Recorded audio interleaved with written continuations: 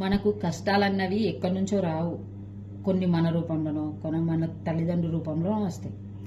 ఉన్న బిడ్డని మంచిగా చూసుకోకుండా బాగా కట్నం ఇచ్చి గ్రాండ్గా పెళ్లి చేసిస్తే 1 ఇయర్లో వాడు తాగబోతో, లంగనో, లఫంగనో, లుచ్చనో అని తెలిసిన తర్వాత అప్పుడు 1 2 అయితే 2 3 అయితే ఆ తర్వాత వాడు వదిలిపించుకున్నా మనకే బాధ, మనం వదిలేచుకున్నా మనకే బాధ.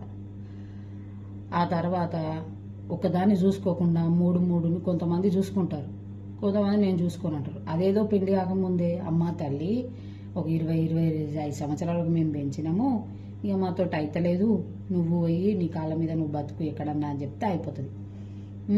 అన్ని విధాలుగా ఆడదాని జీవితం మొగోడి చేతుల నాశనం అయిపోతుంది. దీనికందరికి కారణం మనమే చేసుకుంటున్నాం. చేతులార డబ్బులు ఇచ్చి మరి